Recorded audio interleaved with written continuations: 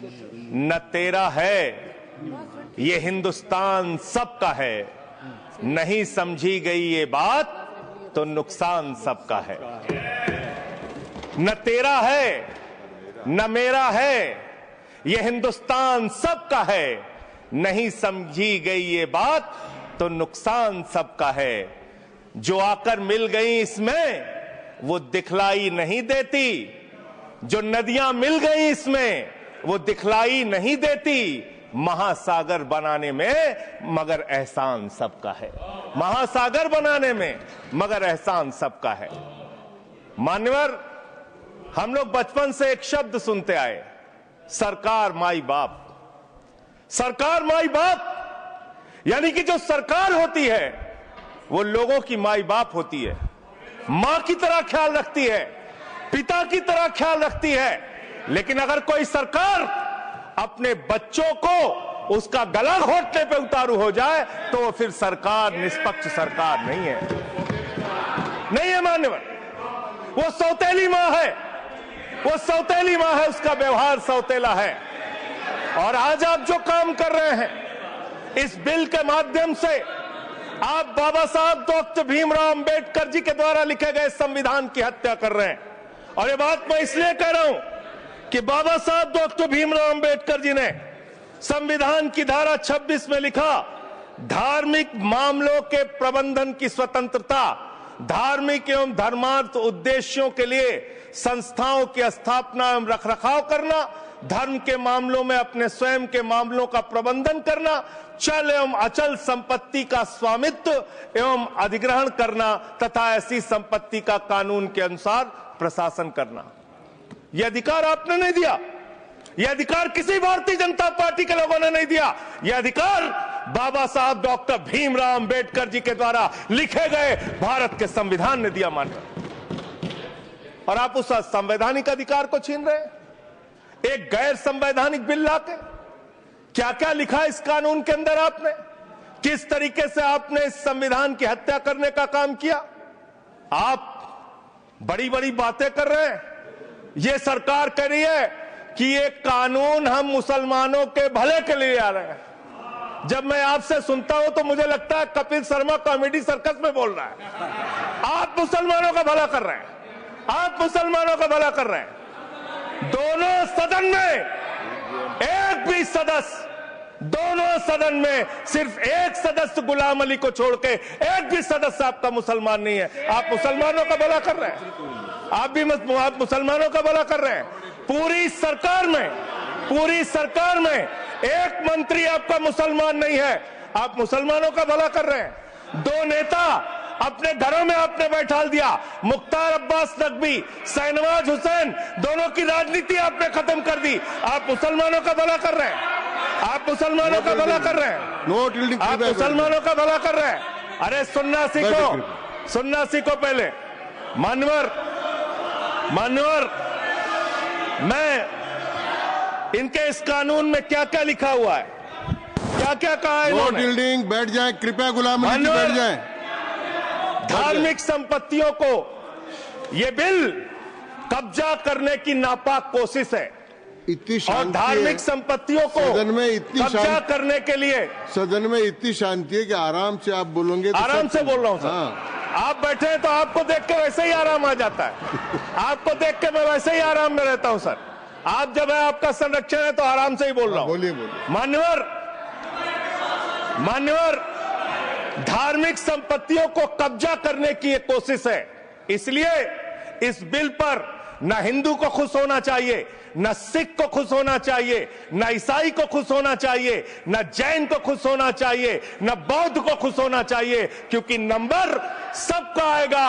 और आज वक्फ की संपत्तियां कब्जा करके आप अपने दोस्तों को देंगे, कल गुरुद्वारे की संपत्तियां कब्जा करके आप अपने दोस्तों को देंगे, फिर चर्चों की संपत्तियां कब्जा करके आप अपने दोस्तों को देंगे, फिर बौद्धों की संपत्तियां कब्जा करके आप अपने दोस्तों को देंगे, फिर जैनों की संपत्तियां कब्जा करके आप अपने दोस्तों को देंगे, फिर मंदिरों की जमीनें कब्जा करके आप अपने दोस्तों को देंगे। आप तो वो लोग हैं जिन्होंने प्रभु श्री राम के मंदिर में भी घोटाला किया। मान्यवर, प्रभु श्री राम के मंदिर के जमीन में घोटाला किया।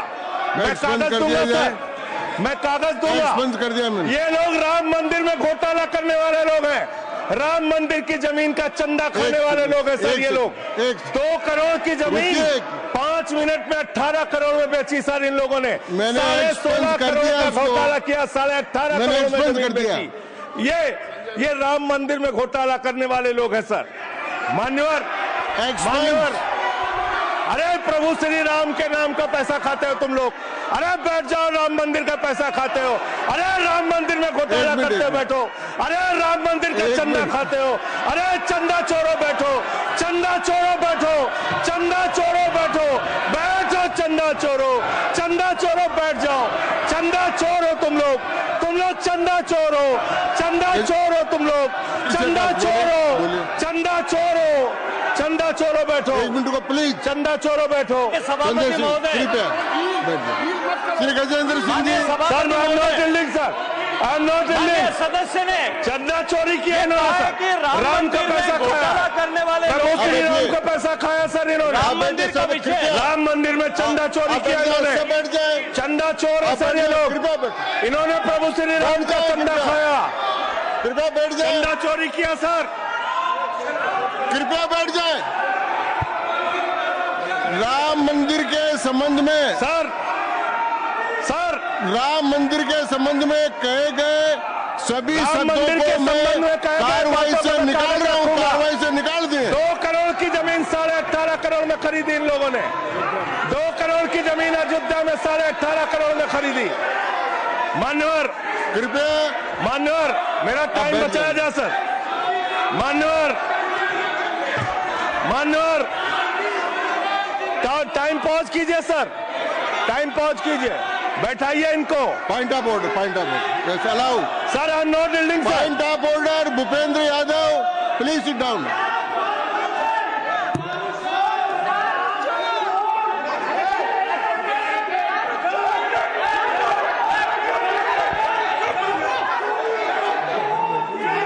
भाई पॉइंट ऑफ ऑर्डर मैंने दिया, आप जाइए स्थान पर, कृपया अपने स्थान पर जाएं। मैंने व्यवस्था का प्रश्न उठाने का मौका दिया भूपेंद्र जी यादव को। आप सब लोग अपने स्थान पर जाएं, कृपया अपने स्थान पर चले जाएं, कृपया अपने स्थान पर जाएं, कृपया बैठे। मैंने भूपेंद्र जी, कृपया बैठ जाएं, कृपया। श्री भूपेंद्र यादव सर। मैं पहले Bhupendra ji, yes sir. Bhupendra Yadav sir. Madan ji Rathore कृपया बैठ जाएं सर। ये कृपया, मैंने भूपेंद्र जी यादव को व्यवस्था का प्रश्न उठाने की अनुमति दी है, लेकिन मैं पहले बता दूं कि राम मंदिर के बारे में जो कुछ इनको कहा मैंने उसको एक्सपेंस कर दिया है, वो कार्रवाई का हिस्सा नहीं है। आप बोलिए सर।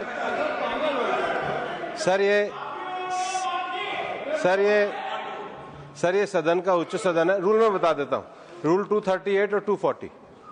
आप 238 और 240, 238 and 240 you read it sir. There are sir 2 rules है, 238 240। मेरे को बुक की जरूरत नहीं है। हाउ टू स्पीक ये 238 है सर। 240 बड़ा इंपॉर्टेंट है जी सर। कोई भी सदस्य अगर इररिलेवेंट बोलता है, अगर तो ये चेयर की पावर है कि उस सदस्य को रोक सकते हैं। जो विषय डिबेट से जुड़ा हुआ नहीं है, जो विषय सदन से जुड़ा हुआ नहीं है, इररिलेवेंट विषय को आपको रोकने का अधिकार है। जो सदस्य संजय सिंह जी बोल रहे थे वो इररिलेवेंट है। तीसरा एक और विषय सर, 238 में बोलने के बाद जो असंसदीय शब्द है, किसी भी पार्टी के बारे में, किसी के बारे में जो असंसदीय शब्द है वो बोले गए हैं, तो उसकी भर्त्सना भी हाउस पूरी तरीके से करता है और उसको हटाता है। माननीय Tiruchi Shiva Sir, I also stand on the. Please I am allowing mister Tiruchi Shiva. I also stand on the same rule, sir. 238 and 240. You didn't quote 238. You remember 240, but 238 you are well versed, I know, but you are not quoted. Nothing refer, only the rule number. Yes, yes. Refer to any matter of fact on which a judicial decision is pending. No. Make a personal charge against a member. No. Please. What is? Please. Kindly listen. Hello, please. I'm on a point of order. I'm on a point of order. I'm on a point of order. Point of order आपने allow किया है। What is that? Point of order आपने allow किया है। Rule 240. बैठ जाए, Sir, सुन ले एक बार। sir. मैं निर्णय मुझे करना, आप तो सुन तो लें। आप बैठे। Mr. Vice Chairman, only 240. 240 which is मैंने quoted, दोनों say- 238, Sir, sir. 240 दोनों देख लिए। Please, sir. हाँ। Rule 240 says, the chairman, after having called the attention of the council to the conduct of a member who persists in irrelevance or in tedious repetition, you didn't call, sir. Whether it is irrelevance or repetition has to be decided by the chair. So, the chairman, आप सुनो ना भाई, please hello, please. I'm speaking to the chair. Please तो I'm speaking to the chair. इधर देखिए ना। Sir, it is we leave it to your discretion and Yes. decision, sir. Yes. And not it is repetition or irrelevance can be decided by any other member, sir. Only you, sir. Okay, thank you. मैंने श्री भूपेंद्र जी यादव ने 240 में ये और है कि अगर कोई दूसरा सदस्य भी किसी सदस्य के इरिलेवेंट डिबेट को सपोर्ट करता है तो उसको भी डिबार करना चाहिए, आपको शिवा को भी करना चाहिए। आप एक सेकंड, मेरी व्यवस्था यह है कि 238, 240 के अंतर्गत मैंने ऑलरेडी जो असंसदीय सब थे वो और राम मंदिर के बारे में, क्योंकि ये विधेयक की परव्यू में नहीं आता है, इसलिए मैंने राम मंदिर के बारे में इनके लगाए गए इलेक्शन और असंसदीय शब्दों को कार्रवाई से निकाल दिया। धन्यवाद। मान्यवर, आपने कहा कि इससे आप पिछड़े मुसलमानों का भला करने जा रहे हैं। सुनने में बहुत अच्छा लगता है कि आप पिछड़े मुसलमानों का भला करने जा रहे हैं। आपने इसमें कहा कि आप महिलाओं का भला करने जा रहे हैं। सुनने में बहुत अच्छा लगता है कि आप महिलाओं का भला करने जा रहे हैं, लेकिन ये सरकार और यहां पे इस समय मंत्री जी नहीं है, मैं उनसे पूछना चाहता हूं, आप देश को और सदन को गलत जानकारी क्यों दे रहे हैं? मानवर 2013 के वक्फ बिल में जो भारतीय जनता पार्टी की सहमति और सहयोग से पास हुआ, उसमें भी महिलाओं के लिए आरक्षण था। मना कर दीजिए कि नहीं था, मना करिए कि हम गलत बोल रहे हैं। मानवर, मंत्री जी ने कहा 1 करोड़ सुझाव आया। मैं आपसे पूछना चाहता हूं, कितने करोड़ ईमेल आए, कितने करोड़ पत्र आए, कितने करोड़ सुझाव आए? पूरे देश को जानकारी दीजिए, और मैं आपको दावे के साथ कह सकता हूं, जब पूरा सच सामने आएगा तो देश को पता चलेगा कितने लोग इस बिल के विरोध में थे, कितने लोग इस बिल के समर्थन में थे। मैं जेपीसी का सदस्य था मानवर, मैं कह रहा हूं आपसे लाइए। और आप पिछड़े मुसलमानों का भला करना चाहते हैं, मैं आपसे हाथ जोड़कर निवेदन करता हूं, विनती करता हूं, और हमारे जो मित्र उधर भी हैं, अगर आप मेरी बात से सहमत हैं तो समर्थन करना। समाज में छुआछूत को, बीमारी को मिटाने के लिए चलिए उठाते हैं कदम, और अगले सत्र में एक बिल लेके आइए। जितने भी हिंदुओं की कमेटियां हैं, ट्रस्ट है, बोर्ड है, उन सारे ट्रस्ट और कमेटियों में 80% आरक्षण दलित, आदिवासी और पिछड़े हिंदुओं को दीजिए। मैं समर्थन करूंगा आपका, माला पहनाऊंगा आपको। आप पिछड़ों का भला करने की बात करते हैं, आप दलितों का भला करने की बात करते हैं। आपकी मातृ संस्था आरएसएस 100 साल तक आपने एक भी दलित, पिछड़ा और आदिवासी, एक भी महिला को आज तक आरएसएस का प्रमुख नहीं बनाया। आप दलितों और पिछड़ों और आदिवासियों की आरएसएस के बारे में भला करने की बात करते कर हैं। दीजिए। माननीय, इस बिल में क्या लिखा है? आप जो भी बातें इस विधेयक के अलावा बोलेंगे, उन सबको मैं एक्सप्लेन सर, ये करूंगा। क्या उसमें सच नहीं है? क्या ये सच नहीं है? सर, मेरा टाइम रोका जाए।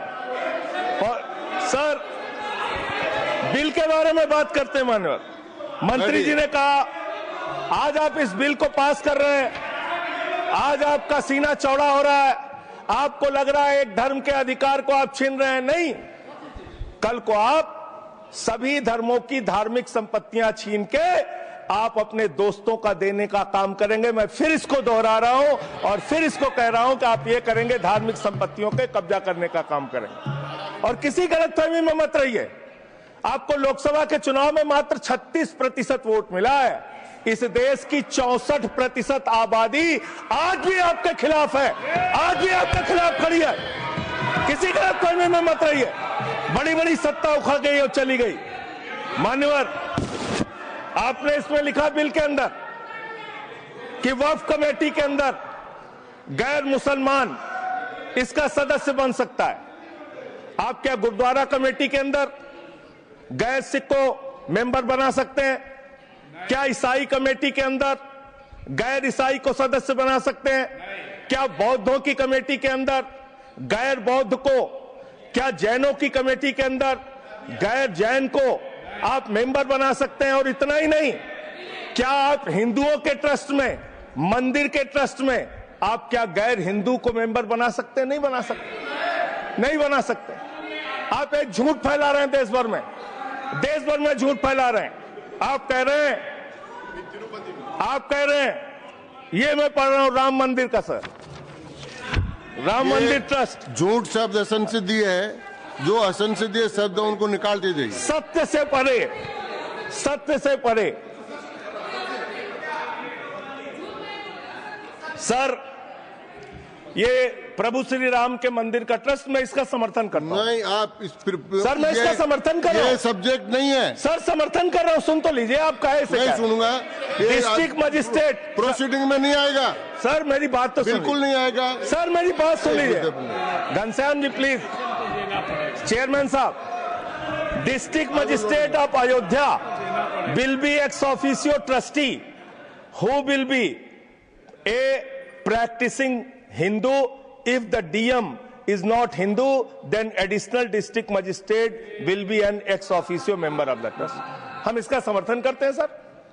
हिंदू धर्म के ट्रस्ट में हिंदू को मेंबर होना चाहिए, आपने लिखा, हम इसका समर्थन करते हैं। लेकिन आप दूसरे धर्मों के ऊपर कह रहे हैं। कल को आप गुरुद्वारा कमेटियों में कहेंगे सिख नहीं, दूसरे धर्म के लोग इसमें आएंगे। कल को आप जैन कमेटियों में घुसेड़ेंगे, बौद्धों की कमेटियों में घुसेड़ेंगे। ये बात गलत है, ये पूरी तरीके से गलत है। और आज पूरे देश को आप बताइए, मान्यवर, पूरे देश को आप बताइए, 2009 में आपने अपना घोषणा पत्र जारी किया था, मैनिफेस्टो। ये मैनिफेस्टो आपका लेके आया हूं, ये तो आपका डॉक्यूमेंट है, मेरे घर नहीं बना। इस मैनिफेस्टो में लिखा है इन्होंने कि 2009 के मैनिफेस्टो में लिखा है कि वक्फ की जमीनों पर जो अवैध कब्जे हुए हैं, के.आर. रहमान की कमेटी की रिपोर्ट के हिसाब से हम मुस्लिम धर्म गुरुओं के साथ बातचीत करके उसको खाली कराने का काम करेंगे। कितना दोहरा चरित्र है आपका। आपने कहा वक्फ की जमीनों को खाली कराने का काम करेंगे जिसपे कोई और कब्जा कर रखा है। मान्यवर, एक और बात, सुप्रीम कोर्ट के अंदर आप कह रहे हो कागज चाहिए, कागज चाहिए। मंत्री जी ने कहा कागज चाहिए। मंत्री जी, आपको कागज की बहुत जरूरत होती है, कागज आपको चाहिए। आपकी सरकार ने 2020 में, ये पूरे देश को देखना चाहिए, पूरे देश को सर, 2020 में मैं जेपीसी का मेंबर था, एक कागज वहां मिला में 2020 में सुप्रीम कोर्ट में। सर, आप, मेरी बात नहीं आ रही सर, मेरी बात नहीं आ रही। 2020 में मान्यवर, इस भारत की सरकार ने, मोदी जी की सरकार ने शपथ पत्र दिया सुप्रीम कोर्ट में। से क्या लिखा हुआ है? 99% वक्फ की संपत्तियां डिजिटाइज हो चुकी हैं। मुख्तार अब्बास नकवी साहब आपके मंत्री थे, उनका बयान है 100% वक्फ की संपत्तियां डिजिटाइज हो चुकी हैं। तो जब आप सारी संपत्तियां डिजिटाइज कर चुके हैं, सब कुछ ऑनलाइन कर चुके हैं वामसी पोर्टल में, सारे कागजात जांच चुके हैं, तो क्या आप फसाद कराने के लिए फिर से कागज मांग रहे हैं? फसाद कराने के लिए आप फसाद कराने के लिए कागज मांग रहे हैं। आप फसाद कराने वाले हिंदू हैं, हम सौहार्द फैलाने वाले हिंदू हैं। यह बुनियादी फर्क है, यह बुनियादी फर्क है। आप देश भर में फसाद, नफरत, लड़ाई, झगड़ा कराने का काम करते हैं। मान्यवर, मैं अंत में आप लोगों से सिर्फ एक ही बात कहना चाहता हूं कि आज सच्चर कमेटी की रिपोर्ट की बात कही गई और कहा गया 12,000 करोड़ की आमदनी हो सकती थी। एक सुझाव मैं पूरे सदन की तरफ से इस सरकार को देना चाहता हूं। 12,000 करोड़ की आमदनी की चिंता है वक्फ की, करोड़ों मुसलमानों की चिंता है आपको। एक अपने दोस्त को पकड़ के लाइए, नीरव मोदी को 20,000 करोड़ वसूलिए, 12,000 करोड़ वक्फ को दीजिए, 8,000 करोड़ अपने पास रखिए। 8,000 करोड़ का आपको मुनाफा होगा, 12,000 करोड़ वक्फ को दे दीजिए, करोड़ों मुसलमानों का भला हो जाएगा। मान्यवर, अंतिम बात कह के आपने कहा सच्चर कमेटी की रिपोर्ट से 12,000 करोड़ की आमदनी की बात कही गई है। अर्ध सत्य मत बोलिए, पूरा सत्य बोला कीजिए। सुविधाजनक सत्य मत बोलिए, पूरा सच बोला कीजिए। मंत्री जी, इसमें लिखा हुआ है सच्चर कमेटी की रिपोर्ट में कि भारत की सरकार ने, राज्यों की सरकार ने अलग अलग राज्यों में अलग अलग जगहों पे 365 वक्फ की संपत्तियां कब्जा कर रखी हैं। आप उसके बारे में नहीं बताते, आप अर्ध सत्य बोलते हैं। मैं तो जेपीसी का मेंबर रहा हूं, मुझे सब पता है। तो इसलिए मान्यवर, आप फैला रहे हैं झूठ। ट्रिब्यूनल के फैसले, बस खत्म सर, खत्म। असत्य, सत्य से परे मान्यवर, सत्य से परे मान्यवर। ट्रिब्यूनल के लिए आप कह रहे हैं उसको अपील नहीं की जा सकती। हाई कोर्ट का फैसला ट्रिब्यूनल के फैसले के खिलाफ आया है, सुप्रीम कोर्ट का फैसला ट्रिब्यूनल के फैसले के खिलाफ आया है। आपने कहा 5 साल का प्रैक्टिसिंग मुस्लिम होना चाहिए। कैसे प्रैक्टिसिंग मुस्लिम तय करेंगे सर? आप क्या मुसलमानों के घर में सीसीटीवी का कैमरा लगाएंगे? कौन नमाज पढ़ रहा है, कौन नमाज नहीं पढ़ रहा है, कौन मुसलमान है, कौन मुसलमान नहीं है? आपने मान्यवर ऐसे प्रावधान इसमें रखे हैं जो बड़े अजीब हैं, जो अपने आप में ये बताते हैं कि आपकी मंशा सिर्फ देश में झगड़ा कराने की है, नफरत फैलाने की है, फसाद कराने की है। आपकी मंशा कहीं भी मुसलमानों का या किसी वर्ग का भला करने की नहीं है। बस एक अंतिम बात कह के अपनी बात समाप्त करूंगा। ये काम आपने देश के अंदर बहुत अच्छा शुरू कर दिया। आप एक काम करते हैं, देखो मुसलमानों को ठीक कर रहा हूं, दूसरी तरफ महंगाई बढ़ रही है, नुकसान हिंदुओं का। 94 लाख करोड़ रुपए शेयर बाजार में डूब रहा है, नुकसान हिंदुओं का। 11 लाख बच्चे स्कूलों से बाहर निकल गए, नुकसान हिंदुओं का। तो मुसलमानों को ठीक करने के नाम पर आप नुकसान देश के करोड़ों हिंदुओं का भी कर रहे हैं। इसलिए ये सब बातें करके देश में आप नफरत फैला के ये सब झगड़े फसाद के काम मत कीजिए। और अंत में आपसे एक ही बात कहना चाहता हूं, अभी भी वो मौका है इस बिल को जो गैर संवैधानिक है, जो बाबा साहब के संविधान के खिलाफ है, इसको वापस लीजिए। धन्यवाद।